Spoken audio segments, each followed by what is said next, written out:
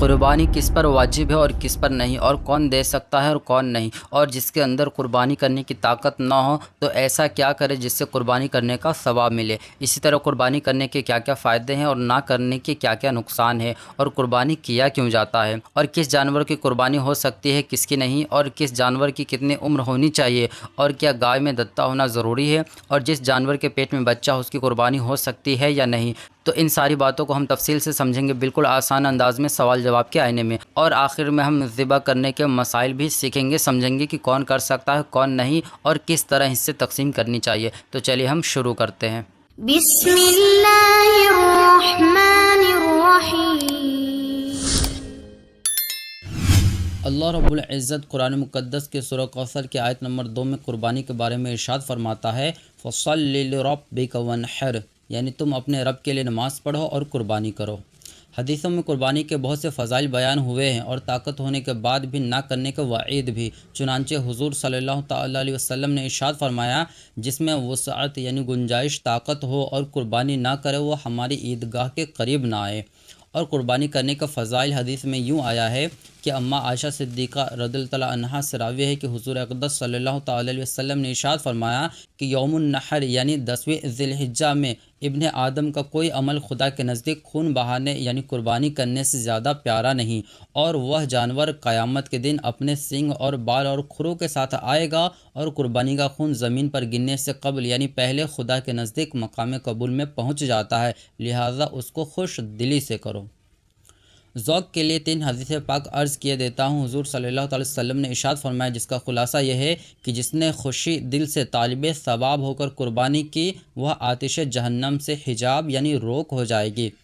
قربانی کے جانور کے ہر بال کے بدلے میں نیکی ہے۔ جو روپیہ عید کے دن قربانی میں خرچ کیا گیا اس سے زیادہ پیارا کوئی روپیہ نہیں۔ سبحان اللہ۔ آئیے اب ہم جانتے ہیں کہ قربانی واجب ہونے کے بعد بھی نہ کرنے کے کیا کیا نقصان ہیں۔ قربانی واجب ہونے کے بعد بھی نہ کرنے کے دینی اور دنیاوی کئی سارے نقصان ہیں۔ نمبر 1، سب سے پہلی بات اللہ و رسول کی ناراضگی کی وجہ ہے۔ قربانی واجب ہونے کے بعد بھی نہ کرنا اللہ کے غضب کو دعوت دینا ہے۔ نمبر 2، شریعت پر عمل نہ کرنے کی وجہ سے آخرت میں اس کا حساب دینا ہوگا اور اس کی سزا کے حقدار ہوں گے۔ نمبر 3، قربانی نہ کرنے والوں کے تعلق سے حضور نے خاص کر ناراضگی فرمائی کہ وہ ہماری عیدگاہ کے قریب نہ آئے۔ اس کے دنیاوی بھی نقصان یہ ہے کہ اس انسان کو معاشروں میں ذلیل و ملامت اور لعن طعن کیا جاتا ہے کہ دیکھو کیسا انسان ہے، پیسہ بچانے کے چکر میں قربانی بھی نہیں دے رہا ہے، اور قربانی واجب ہونے کے باوجود بھی قربانی نہیں کی، اور قربانی کے دن گزر گئے تو اب اسے ایک بکرے کی قیمت صدقہ کرنا ہوگا یا بکرا ہی خرید کے صدقہ کرنا ہوگا۔ اب نہ قربانی کر سکتا ہے اور نہ ہی حصہ وغیرہ لے سکتا ہے، اور نہ ہی اس حصے کی قیمت صدقہ کر سکتا ہے، بلکہ ایک پورا جانور بکرے کی قیمت صدقہ کرنا ہوگا، جو کہ اس دور میں لگ بھگ 15,000 سے اوپر جائے گا۔ پہلے تو تھا کہ ایک آپشن کی پورا بکرا نہ لے پائے تو کسی بڑے جانور میں حصہ لے لے، جو کہ لگ بھگ 3 سے 4,000 میں بھی آ جاتا، لیکن یہ نہیں کر سکا تو اب نہ بکرے کی اس سال قربانی ہو سکتی ہے، نہ اگلے سال اس کی قضا ہو سکتی ہے، نہ حصہ لے سکتا ہے، یوں ہی نہ حصے کی رقم صدقہ کر سکتا ہے، بلکہ ایک بکرے کی قیمت جو 1 سال کا بکرا ہو اور اچھا ہو اس کی قیمت ہی صدقہ کرنا ہوگا، یا پھر بکرا خرید کے جانور صدقہ کرنا ہوگا۔ نمبر 5، قربانی کرنے سے اللہ و رسول کی رضا بھی حاصل ہوتی، شریعت پر عمل بھی ہوتا، شریعت میں حساب دینے سے بھی بچ جاتے، اور اس کے ذریعے خیر و برکت بھی ہوتا، اور ساتھ ساتھ میں جو جانور ذبح کرتے تو اس کا گوشت بھی کھانے کو مل جاتا، اور بانٹنے پر صلہ رحمی کا ثواب بھی مل جاتا۔ لیکن اب جانور کی قیمت صدقہ کرے گا تو اس کا گوشت بھی نہیں ملے گا، بانٹنے کا ثواب بھی نہیں ملے گا، بلکہ پورا صدقہ کرنا ہوگا، خود نہیں کھا سکتا نہ رشتہ داروں کو کھلا سکتا ہے۔ ان سب کے بعد کہیں نہ کہیں خود اس انسان کو بھی اندر سے بہت برا فیل ہوتا ہے اور پچھتاوا ہوتا ہے کہ کاش میں قربانی ہی کر لیا ہوتا تو یہ رسوائی نہ دیکھنے پڑتے، نہ لعن طعن سننا پڑتا وغیرہ وغیرہ۔ تو اس لیے شریعت پر عمل کرنے میں کوتاہی نہ کرے، کیونکہ اس میں دین و دنیا کی بھلائی ہے، ورنہ نقصان ہی نقصان ہے۔ اور اس کے کیا کیا فائدے ہیں تو اسی کا الٹ سمجھے کہ اللہ و رسول کی خوشنودی ہے، شریعت پر عمل ہوگا، آخرت میں سزا سے بچ جائے گا، حساب دینے سے بچ جائے گا، اس کا دنیا میں بھی عزت اور آخرت میں بھی بھلائی ہوگا، اور پل صراط پر اس جانور کے ساتھ گزر جائے گا، اور گوشت بھی کھانے کو ملے گا، اور بانٹنے پر صلہ رحمی کا ثواب بھی ملے گا۔ اور سب سے بڑی بات اس کا دل خود مطمئن ہوگا کہ میں نے ایک اپنی اہم ذمہ داری ادا کر دی ہے۔ ناظرین، ہم قربانی کیوں کرتے ہیں؟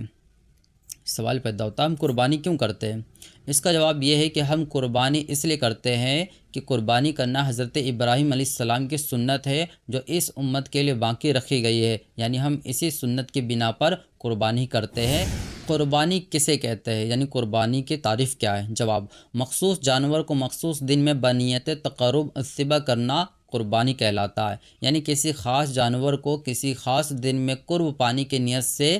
جانور کو ذبح کرنا قربانی ہے۔ سوال: قربانی کرنا کس پر واجب ہے، یعنی ضروری ہے؟ جواب: ہر اس آزاد مالک نصاب مسلمان مرد عورت پر جو مقیم ہو، یعنی سفر میں نہ ہو۔ اس میں آزاد ہونا بھی شرط ہے، یعنی غلام نہ ہو کسی کا جو پہلے دور میں تھا، اور مالک نصاب ہونا بھی ضروری ہے۔ اس کی تفصیل ہم آگے سمجھیں گے اچھے سے۔ اور مسلمان ہونے سے مراد صحیح عقیدے کا ہونا ضروری ہے، لہٰذا جس کا عقیدہ خراب ہو اس پر قربانی واجب نہیں۔ اور مقیم ہونے سے مراد یہ ہے کہ وہ سفر میں نہ ہو، یعنی اپنے گھروں میں ہی ہو، یا رشتہ داروں جیسے سسرال یا ننیحال وغیرہ ہو، یا جو باہر شہروں میں رہتے کام وغیرہ کے لیے تو وہاں پر ہی ہو۔ تو ان سب پر سارے شرائط پائے جانے کی صورت میں قربانی واجب ہے۔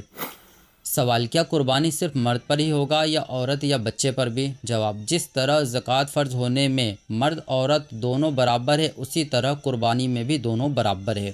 یعنی اگر مرد مالک نصاب ہو تو مرد پر واجب ہے، اور اگر عورت مالک نصاب ہو تو عورت پر بھی واجب ہے۔ ہاں، رہ گیا بچہ، تو نابالغ بچے میں علماء کا اختلاف ہے، لیکن زیادہ صحیح یہی ہے کہ نابالغ بچے پر واجب نہیں، اور بچہ اگر بالغ ہے اور مالک نصاب ہے تو اس پر بھی واجب ہے۔ سوال: کیا گھر کے اندر جو گھر کا سرپرست ہے وہ قربانی دے دے تو سب کی طرف سے ادا ہو جائے گی؟ جواب: ہرگز نہیں، بلکہ گھر میں اگر 10 لوگ ہیں تو سب اپنا اپنا حساب لگائے کون کون مالک نصاب ہے، اور اگر گھر میں 10 مالک نصاب ہو تو 10 پر قربانی واجب ہے۔ یہ جو ہمارے معاشرے میں چلن چلا ہے راؤنڈ گھومنے کا کہ پہلے دادا کے نام سے ہوگا، پھر دادی، پھر ابا، امی، بڑے بھائی بہن وغیرہ، یہ سب جہالت والی باتیں ہیں جس کا شریعت سے کوئی تعلق نہیں۔ اس میں نقصان یہ ہے کہ کبھی تو باپ یا کبھی ماں پر واجب ہوتا ہے،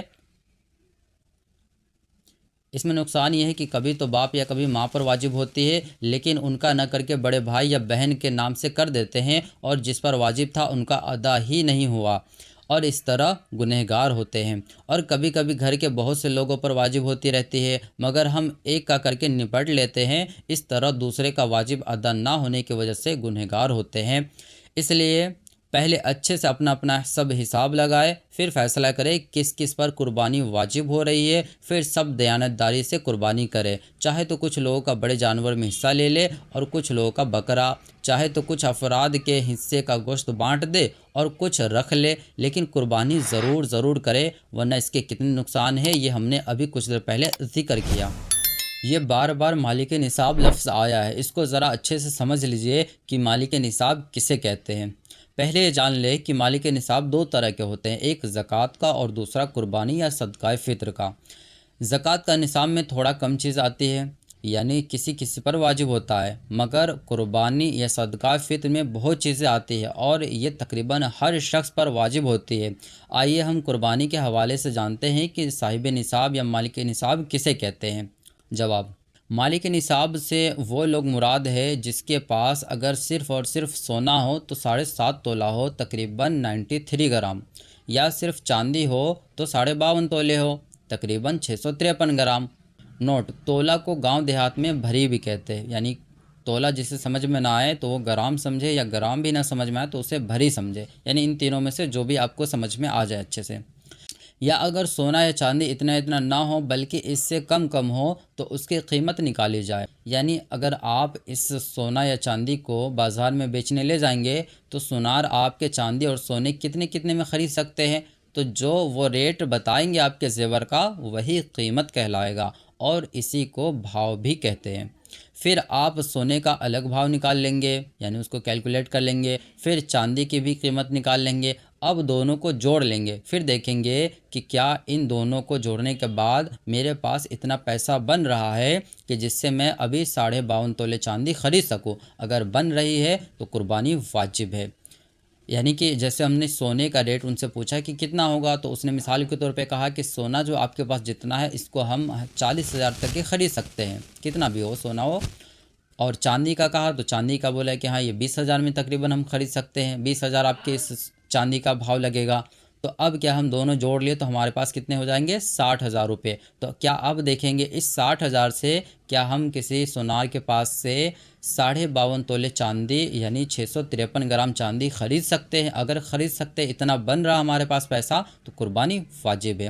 اور اگر نہیں بن رہی تو پھر اس میں ہم اپنے پاس رکھے ضرورت سے زیادہ پیسے ایڈ کریں گے، یا کسی کو قرض دیا ہو تو اسے بھی جوڑیں گے۔ تو کیا اب ہو پایا اتنا پیسہ کہ جس سے 52.5 تولے چاندی خریدا جا سکے؟ اگر ہاں تو قربانی واجب ہے، اور اگر نہیں تو واجب نہیں۔ اسی طرح اگر نہ سونا ہو نہ چاندی لیکن اتنا پیسہ ہو کہ جس سے 52.5 تولے چاندی کی رقم بن جاتی ہو، یعنی 52.5 تولے چاندی خریدا جا سکے، تو اس پر بھی قربانی واجب ہے۔ تقریباً آج کے دور میں 45 سے 50,000 تک کی رقم بنے گا، یعنی جس کے پاس آج کے دور میں 40,000 سے اوپر ضرورت سے زائد پیسے ہو تو اس پر بھی قربانی واجب ہے۔ یہ ضرورت سے زائد ہونی چاہیے، ایسا نہیں کہ آپ کے گھر میں جو راشن پانی لانا ہے انہی سب میں ختم ہو جائے گا اس کو بھی جوڑ لینا ہے، ان کو نہیں جوڑنا ہمیں۔ اس سے جو زائد پیسے ہو جو ہم نے کسی کے شادی بیاہ یا حج وغیرہ کے لیے، عمرہ وغیرہ کے لیے رکھے ہیں، یا کسی اور موقع مناسب کے لیے رکھے ہیں، تو ان سب پیسوں کا اعتبار ہوگا۔ وہ نہیں کہ آپ کے مہینے بھر کا راشن وغیرہ میں، بجلی کا بل ہے، ان سب میں کٹ جائے گا، وہ مراد نہیں ہے۔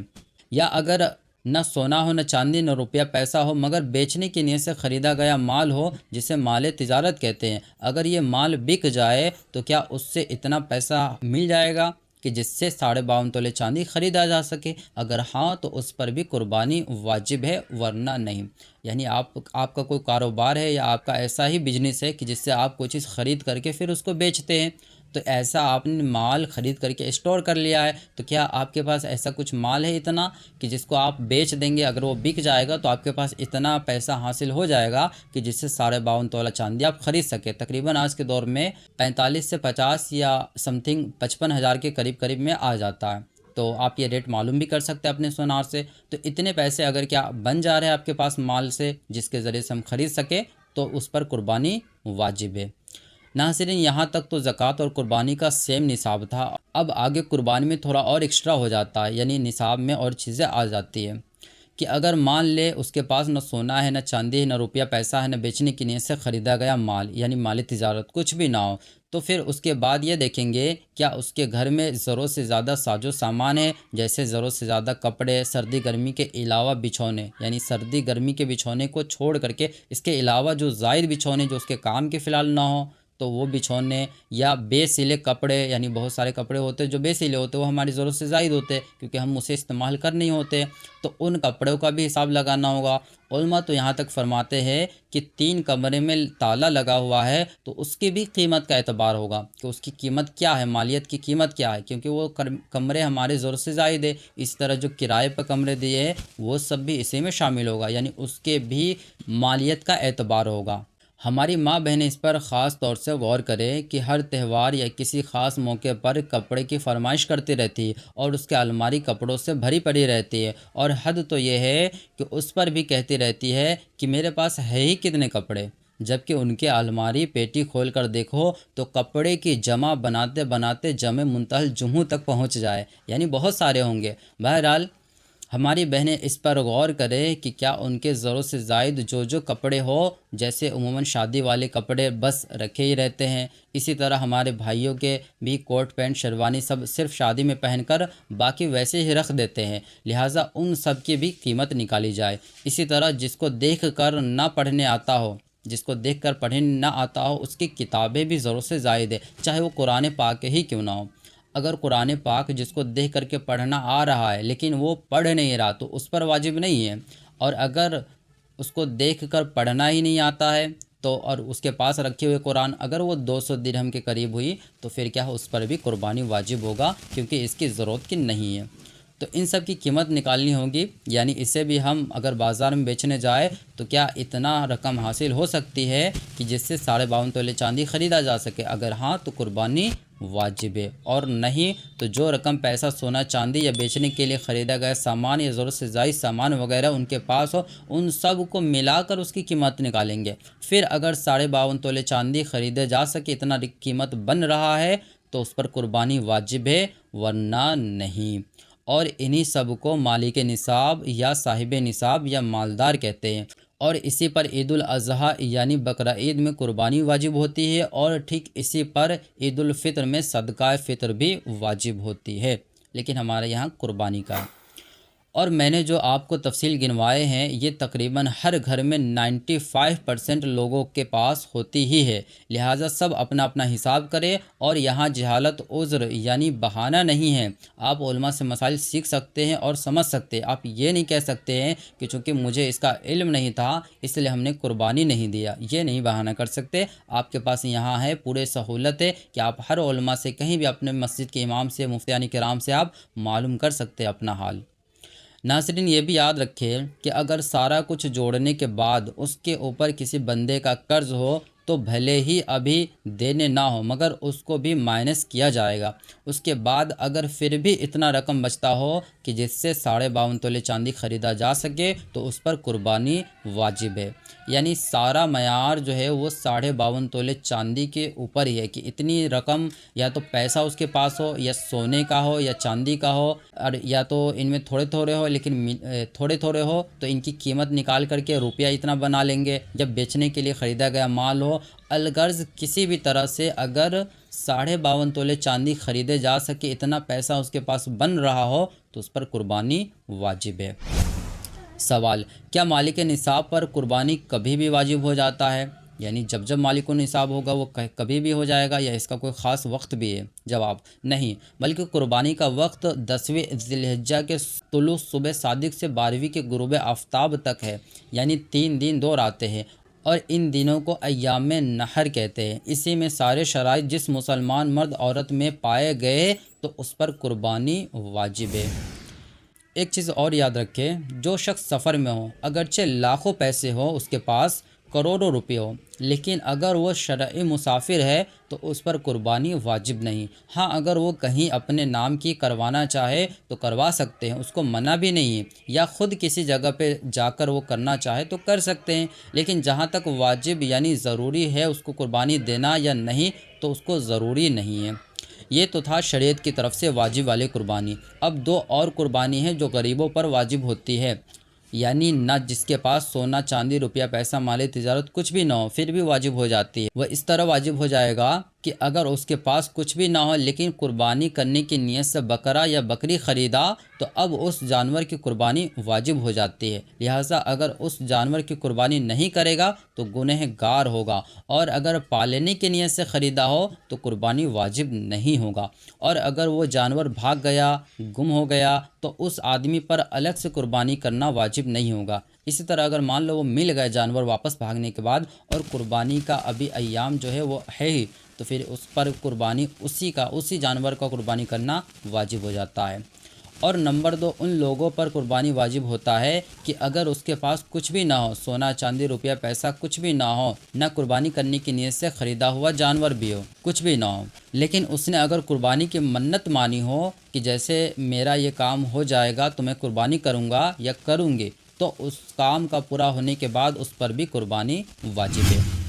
اب جانتے ہیں کہ قربانی کس پر واجب نہیں ہے۔ تو جو نابالغ یا پھر جس کے پاس نہ سونا ہو، نہ چاندی ہے، نہ روپیہ ہو، نہ بیچنے کے لیے خریدا گیا مال ہو، نہ ضرورت سے زیادہ سامان ہو جس کے بارے میں ابھی میں نے بیان کیا، کچھ بھی نہ ہو تو اس پر شرعاً قربانی واجب نہیں، یعنی شریعت کے روح سے قربانی کرنا ضروری نہیں۔ نہ قربانی کے نیت سے جانور خریدا ہو، نہ منت مانگی ہو، تو ان سب پر واجب نہیں، یعنی شریعت اس کو قربانی کرنے کے لیے ضروری نہیں کہتی۔ ہاں اگر وہ پھر بھی اپنی خوشی سے اللہ کی رضا کے لیے قربانی کرے تو اس کو ثواب ملے گا اور اس کا قربانی نفل ہوگا، بلکہ یہ حضرت ابراہیم علیہ السلام کی سنت ہے جس پر ہم سب مسلمانوں کو عمل کرنی چاہیے۔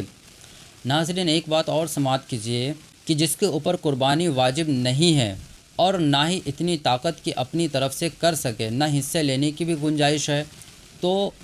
ان کے لیے حضور اکرم صلی اللہ تعالی علیہ وسلم نے ارشاد فرمایا، جس کا خلاصہ یہ ہے کہ جس شخص کے پاس قربانی کرنے کی طاقت نہ ہو تو وہ بھی حاجیوں سے مشابہت اختیار کرے، یعنی 1 تاریخ سے لے کر